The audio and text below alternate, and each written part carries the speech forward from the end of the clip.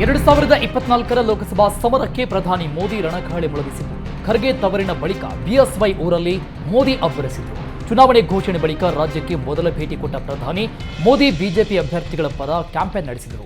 ಶಿವಮೊಗ್ಗದ ಅಲ್ಮಪ್ರಭು ಫ್ರೀಡಂ ಪಾರ್ಕ್ನಲ್ಲಿ ಬೃಹತ್ ಸಮಾವೇಶ ಮೂಲಕ ಮೋದಿ ಮತಬೇಟೆ ನಡೆಸಿದರು. ತೆರೆದ ಜೀಪ್ನಲ್ಲಿ ಬಂದ ಪ್ರಧಾನಿಗೆ ಬಿಜೆಪಿ ಅಭ್ಯರ್ಥಿಗಳು ಸಾಥ್ ನೀಡಿದರು.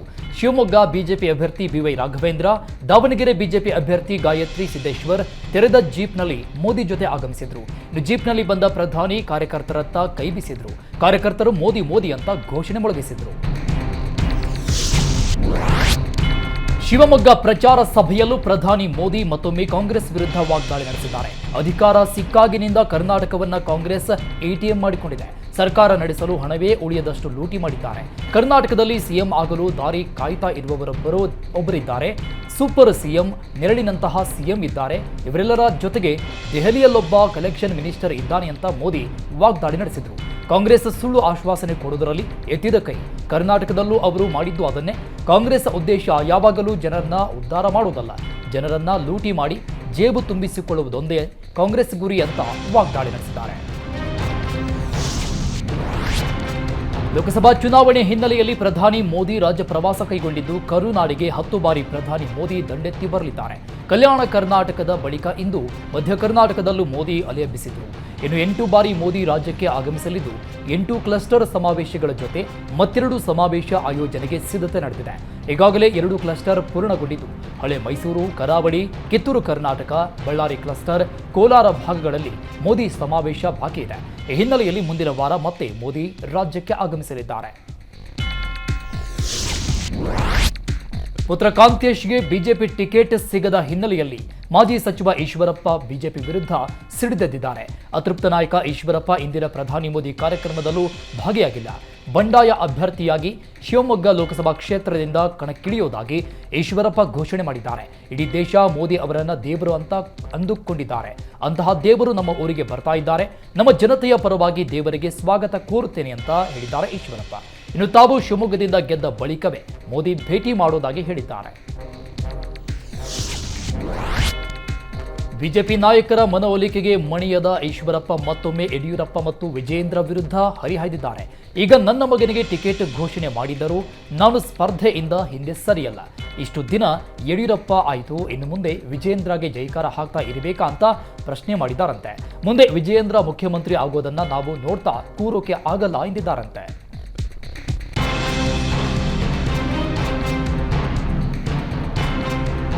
ಬಂಡಾಯವೆದ್ದಿರುವ ಈಶ್ವರಪ್ಪಗೆ ಬಿಜೆಪಿ ರಾಜ್ಯಾಧ್ಯಕ್ಷ ವಿಜಯೇಂದ್ರ ಟಕ್ಕರ್ ಕೊಟ್ಟಿದ್ದಾರೆ. ಈಶ್ವರಪ್ಪನವರು ಹಿರಿಯರಿದ್ದಾರೆ, ಸೂಕ್ತ ಸಂದರ್ಭದಲ್ಲಿ ಸೂಕ್ತ ತೀರ್ಮಾನ ತೆಗೆದುಕೊಳ್ತಾರೆ. ಬಿಜೆಪಿ ರಾಜ್ಯಾಧ್ಯಕ್ಷನಾಗಿ ನಾನೊಬ್ಬನೇ ಅಭ್ಯರ್ಥಿ ಆಯ್ಕೆ ಮಾಡಲು ಸಾಧ್ಯ ಇಲ್ಲ. ನಾನೊಬ್ಬನ ಮಾತು ಕೇಳುವ ಸ್ಥಿತಿಯಲ್ಲಿ ರಾಷ್ಟ್ರೀಯ ನಾಯಕರಿಲ್ಲ. ಎಲ್ಲದಕ್ಕೂ ಕಾಲವೇ ಉತ್ತರ ಕೊಡುತ್ತೆ ಅಂತ ವಿಜಯೇಂದ್ರ ಹೇಳಿದರು. ರಾಘವೇಂದ್ರರವರು ಅತಿ ಹೆಚ್ಚಿನ ಅಭಿವೃದ್ಧಿ ಕೆಲಸ ಮಾಡಿದ್ದಾರೆ. ಪಕ್ಷಾತೀತವಾಗಿ ಅವರನ್ನ ಜನರು ಒಪ್ಪಿಕೊಳ್ತಾರೆ ಅಂತ ಹೇಳಿದ್ದಾರೆ. ಶಿವಮೊಗ್ಗದಲ್ಲಿ ಬಂಡಾಯ ಕಹಳೆ ಮೊಳಗಿಸಿದ ಈಶ್ವರಪ್ಪ ಮನವೊಲಿಸಲು ಬಿಜೆಪಿ ನಾಯಕರು ಕಸರತ್ತು ನಡೆಸ್ತಾ ಇದ್ದಾರೆ. ಸಂಘ ಪರಿವಾರದವರು ಕೂಡ ಈಶ್ವರಪ್ಪ ಮನವೊಲಿಕೆಗೆ ವಿಫಲ ಯತ್ನ ನಡೆಸ್ತಾ ಇದ್ದಾರೆ. ಅಯೋಧ್ಯೆ ರಾಮ ಮಂದಿರ ನಿರ್ಮಾಣದ ಉಸ್ತುವಾರಿ ಹೊತ್ತಿರುವ ಗೋಪಾಲ್ ಜಿ ಕೂಡ ಈಶ್ವರಪ್ಪ ಮನವೊಲಿಕೆಗೆ ಯತ್ನ ನಡೆಸಿದರು. ಪ್ರಧಾನಿ ಮೋದಿ ಕಾರ್ಯಕ್ರಮದಲ್ಲಿ ಭಾಗವಹಿಸುವಂತೆ ಮನವಿ ಮಾಡಿದರು. ಆದರೆ ಗೋಪಾಲ್ ಜಿ ಮಾತಿಗೂ ಈಶ್ವರಪ್ಪ ಕ್ಯಾರೆ ಎಂದಿಲ್ಲ.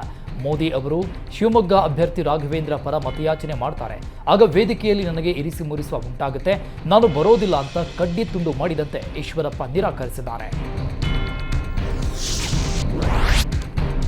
ಯಡಿಯೂರಪ್ಪ ಮತ್ತು ಪುತ್ರರ ಮೇಲೆ ಈಶ್ವರಪ್ಪ ಮುನಿಸಿಕೊಂಡಿದ್ದಾರೆ. ಈ ಬಗ್ಗೆ ಪ್ರತಿಕ್ರಿಯೆ ನೀಡಿದ ಬಿಜೆಪಿ ನಾಯಕ ಸಿಟಿ ರವಿ, ಯಡಿಯೂರಪ್ಪ ಹಾಗೂ ಈಶ್ವರಪ್ಪನವರ ಸಂಬಂಧ 4 ದಶಕ ಮೀರಿತು.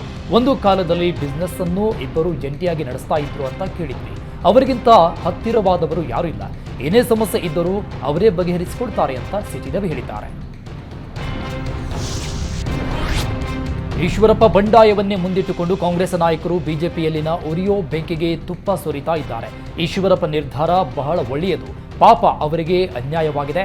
ಈಶ್ವರಪ್ಪ ನಿರ್ಧಾರವನ್ನು ನಾವು ಬೆಂಬಲಿಸುತ್ತೇವೆ ಎನ್ನುವ ಮೂಲಕ ಈಶ್ವರಪ್ಪ ಕಿಚ್ಚಿಗೆ ಸಚಿವ ಎಂಬಿ ಪಾಟೀಲ್ ಮತ್ತಷ್ಟು ಕಿಡಿ ಹೊತ್ತಿಸಿದ್ದಾರೆ.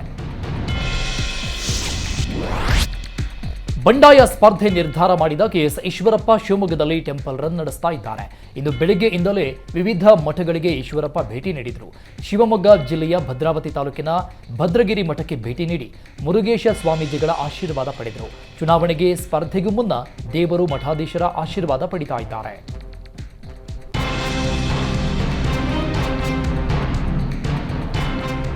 ಲೋಕಸಭೆ ಹೊಸ್ತಿಲಲ್ಲಿ ರಾಜ್ಯ ರಾಜಕಾರಣ ರಂಗೇರಿದೆ. ಡಿವಿ ಸದಾನಂದ ಗೌಡಗೆ ಡಿಕೆಶಿ ಓಪನ್ ಆಫರ್ ನೀಡಿದ್ದು, ಮಾಜಿ ಸಿಎಂ ಡಿವಿ ಸದಾನಂದ ಗೌಡ ಕಾಂಗ್ರೆಸ್ ಸೇರ್ತಾರಾ ಎಂಬ ಅನುಮಾನ ಆರಂಭಗೊಂಡಿದೆ. ಬಿಜೆಪಿ ಟಿಕೆಟ್ ಮಿಸ್ ಆಗ್ತಾ ಇದ್ದಂತೆ ಸದಾನಂದ ಗೌಡಗೆ ಡಿಕೆಶಿ ಗಾಳ ಹಾಕಿದ್ದು, ಬೆಂಗಳೂರು ಉತ್ತರದಿಂದ ಕಾಂಗ್ರೆಸ್ ಅಭ್ಯರ್ಥಿಯಾಗಿ ಸ್ಪರ್ಧಿಸಲು ಡಿವಿಎಸ್ಗೆ ಆಹ್ವಾನ ನೀಡಲಾಗಿದೆಯಂತೆ. ಈ ಬಗ್ಗೆ ಸ್ಪಷ್ಟನೆ ಕೊಟ್ಟಿರುವ ಡಿವಿ ಸದಾನಂದ ಗೌಡ, ಕಾಂಗ್ರೆಸ್ ನಾಯಕರು ಸಂಪರ್ಕಿಸಿರುವುದು ನಿಜ. ನಾಳೆ ಸುದ್ದಿಗೋಷ್ಠಿ ನಡೆಸಿ ನನ್ನ ನಿರ್ಧಾರ ಪ್ರಕಟಿಸುವೆ ಅಂತ ಹೇಳಿದ್ದಾರೆ. ಬೆಂಗಳೂರು ಉತ್ತರ ಬಿಜೆಪಿ ಅಭ್ಯರ್ಥಿ ಶೋಭಾ ಕರಂದ್ಲಾಜೆ ಅತೃಪ್ತ ನಾಯಕ ಡಿವಿ ಸದಾನಂದ ಗೌಡರ ವಿಶ್ವಾಸ ಗಳಿಸುವ ಯತ್ನ ನಡೆಸಿದರು.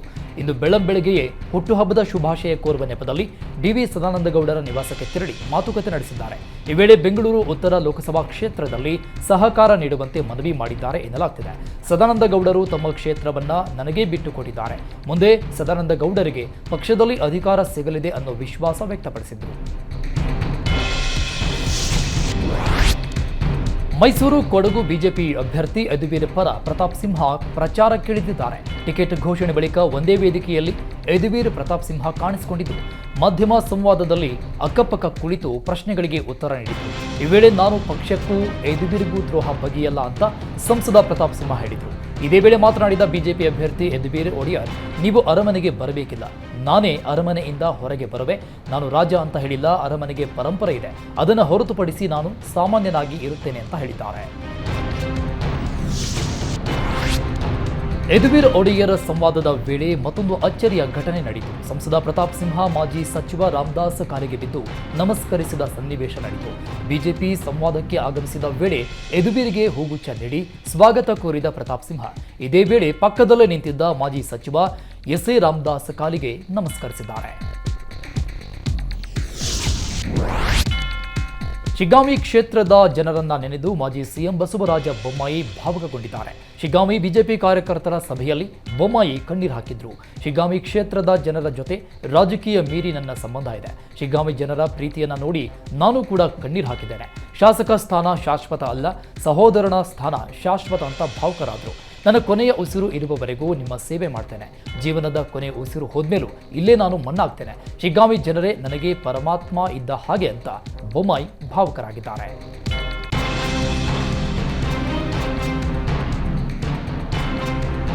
ಬೆಂಗಳೂರು ಗ್ರಾಮಾಂತರ ಚುನಾವಣಾ ಕಣ ರಂಗೇರಿದೆ. ರಾಮನಗರ ವಿಧಾನಸಭೆ ಸೋಲು ತೀರಿಸಿಕೊಳ್ಳಲು ಪಣ ತೊಟ್ಟಿರುವ ನಿಖಿಲ್ ಕುಮಾರಸ್ವಾಮಿ ಇಂದು ರಾಮನಗರದ ಅಖಾಡಕ್ಕಿಳಿಯಲಿದ್ದಾರೆ. ಬೆಂಗಳೂರು ಗ್ರಾಮಾಂತರದಲ್ಲಿ ಮಾವನನ್ನ ಗೆಲ್ಲಿಸಲು ನಿಖಿಲ್ ಸಜ್ಜಾಗಿದ್ದು, ಡಾಕ್ಟರ್ ಮಂಜುನಾಥ್ ಪರ ಚುನಾವಣಾ ಪ್ರಚಾರಕ್ಕೆ ಸಿದ್ಧರಾಗಿದ್ದಾರೆ. ಇಂದು ಹಾರೋಹಳ್ಳಿ, ಮರಳವಾಡಿಯಲ್ಲಿ ಕಾರ್ಯಕರ್ತರ ಸಭೆ ನಡೆಯಲಿದೆ. ಬಳಿಕ ಸಂಜೆ 5ಕ್ಕೆ ರಾಮನಗರದಲ್ಲಿ ನಿಖಿಲ್ ಸಭೆ ನಡೆಸಲಿದ್ದಾರೆ. ಬಿಜೆಪಿ ಜೆಡಿಎಸ್ ಕಾರ್ಯಕರ್ತರನ್ನ ಒಗ್ಗೂಡಿಸಲು ಸಭೆ ನಡೆಸಲಿದ್ದಾರೆ.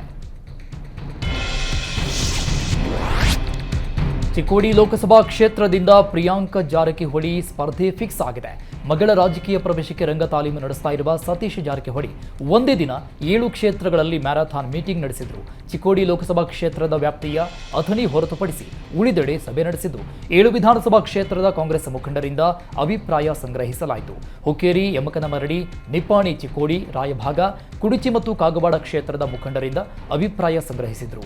ಸರಣಿ ಸಭೆಗಳಲ್ಲಿ ಪ್ರಿಯಾಂಕಾ ಜಾರಕಿಹೊಳಿ ಸ್ಪರ್ಧೆಗೆ ಮುಖಂಡರು ಒಪ್ಪಿಗೆ ಸೂಚಿಸಿದ್ದಾರೆ. ಬಿಜೆಪಿ ಜೆಡಿಎಸ್ ಮೈತ್ರಿ ಟಿಕೆಟ್ ಹಂಚಿಕೆ ಗೊಂದಲ ಇನ್ನೂ ಬಗೆಹರಿದಿಲ್ಲ. ಇಲ್ಲಿಯವರೆಗೆ ಕೇವಲ 2 ಕ್ಷೇತ್ರವನ್ನು ಮಾತ್ರ ಜೆಡಿಎಸ್ಗೆ ಕೊಡುವುದಾಗಿ ಹೇಳಲಾಗ್ತಾ ಇತ್ತು. ಈಗ 3 ಕ್ಷೇತ್ರ ಜೆಡಿಎಸ್ಗೆ ಸಿಗಲಿದೆ ಎನ್ನಲಾಗ್ತಿದೆ. ಈ ವಿಚಾರವಾಗಿ ಇಂದು ಜೆಡಿಎಸ್ ನಾಯಕರು ಕೋರ್ ಕಮಿಟಿ ಸಭೆ ನಡೆಸಿದರು. ಈಗಾಗಲೇ ಹಾಸನಕ್ಕೆ ಪ್ರಜ್ವಲ್ ಹೆಸರನ್ನ ದೇವೇಗೌಡರೇ ಘೋಷಣೆ ಮಾಡಿದ್ದಾರೆ. ಹೀಗಾಗಿ ಹಾಸನ ಬಿಟ್ಟು ಮಂಡ್ಯ, ಕೋಲಾರದ ಅಭ್ಯರ್ಥಿಗಳ ಬಗ್ಗೆ ಚರ್ಚೆ ನಡೆಯಿತು. ಮಂಡ್ಯದಲ್ಲಿ ಕುಮಾರಸ್ವಾಮಿ ಅಥವಾ ನಿಖಿಲ್ ಕುಮಾರಸ್ವಾಮಿ ಇಬ್ಬರಲ್ಲಿ ಒಬ್ಬರು ಸ್ಪರ್ಧೆ ಮಾಡಿದ್ರೆ ಒಳಿತು. ಕೋಲಾರದಲ್ಲಿ 3 ನಡುವೆ ಟಿಕೆಟ್ ಫೈಟ್ ನಡೆದಿದೆ ಅಂತ ಸಭೆಯಲ್ಲಿ ಚರ್ಚೆ ಮಾಡಲಾಯಿತು. ಇನ್ನು ಕೊನೆಗೆ ಕೋಲಾರದಿಂದ ಮಲ್ಲೇಶ್ ಬಾಬುಗೆ ಟಿಕೆಟ್ ಕೊಡಲು ದೇವೇಗೌಡರು ಒಪ್ಪಿಗೆ ಸೂಚಿಸಿದ್ದಾರಂತೆ. ಲೋಕಸಭೆ ಚುನಾವಣೆಗೆ ಜೆಡಿಎಸ್ ರಾಜ್ಯದ ಎಲ್ಲಾ ಕ್ಷೇತ್ರಗಳಿಗೂ ಉಸ್ತುವಾರಿ ನೇಮಕ ಮಾಡಿದೆ. ಈ ಬಗ್ಗೆ ಮಾಹಿತಿ ನೀಡಿದ ಜೆಡಿಎಸ್ ಮುಖಂಡ ಜಿಟಿ ದೇವೇಗೌಡ ಮಾಹಿತಿ ಕೊಟ್ಟಿದ್ದಾರೆ. ನಾವು 3 ರಿಂದ 4 ಕ್ಷೇತ್ರಗಳನ್ನು ಕೇಳಿದ್ದೇವೆ. ನಾವು ಗೆಲ್ಲುವ ಕ್ಷೇತ್ರಗಳನ್ನು ಮಾತ್ರ ಕೇಳ್ತಾ ಇದ್ದೀವಿ ಅಂದರು. ನಮ್ಮ ಅಭ್ಯರ್ಥಿ ಗೆಲ್ಲದೇ ಇರುವ ಕಡೆಯೂ 2 ರಿಂದ 4 ಲಕ್ಷ ಮತಗಳಿವೆ. ಅವುಗಳು ಬಿಜೆಪಿ ಅಭ್ಯರ್ಥಿಗೆ ಲಾಭ ಆಗಲಿವೆ. ನಮ್ಮ ನಾಯಕರು ದೆಹಲಿಗೆ ಹೋಗಿ ಬಂದಿದ್ದಾರೆ. ಅವರ ಜೊತೆ ಚರ್ಚೆ ಮಾಡಿ ಇವತ್ತು ಅಭ್ಯರ್ಥಿ ಹೆಸರು ಘೋಷಣೆ ಬಗ್ಗೆ ತೀರ್ಮಾನ ಮಾಡುತ್ತೇವೆ ಅಂತ ಜಿಟಿಡಿ ತಿಳಿಸಿದ್ದಾರೆ. ಕಾಂಗ್ರೆಸ್ ಪಾಳಯದಲ್ಲಿ ಟಿಕೆಟ್ ಫೈಟ್ ತೀವ್ರಗೊಂಡಿದೆ. ಕೆಪಿಸಿಸಿ ಕಚೇರಿ ಎದುರು ಮೊಹಮ್ಮದ್ ನಲ್ಪಾಡ್ ಬೆಂಬಲಿಗರು ಪ್ರತಿಭಟನೆ ನಡೆಸಿದರು. ಮೊಹಮ್ಮದ್ ನಲ್ಪಾಡ್ಗೆ ಟಿಕೆಟ್ ನೀಡುವಂತೆ ಆಗ್ರಹಿಸಿ ಪ್ರತಿಭಟನೆ ನಡೆಸಿದರು. ಬೆಂಗಳೂರು ಸೆಂಟ್ರಲ್ ಕ್ಷೇತ್ರದಿಂದ ನಲ್ಪಾಡ್ಗೆ ಟಿಕೆಟ್ ನೀಡುವಂತೆ ಒತ್ತಾಯಿಸಿದರು. ಕೆಪಿಸಿಸಿ ಕಚೇರಿ ಮುಂದೆ ಹೈ ಡ್ರಾಮಾ ನಡೆಸಿದರು.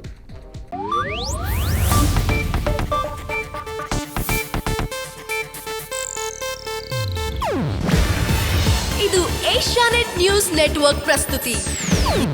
ನೀವು ನೋಡ್ತಿದ್ದೀರಾ ಏಷ್ಯಾನೆಟ್ ಸುವರ್ಣ ನ್ಯೂಸ್.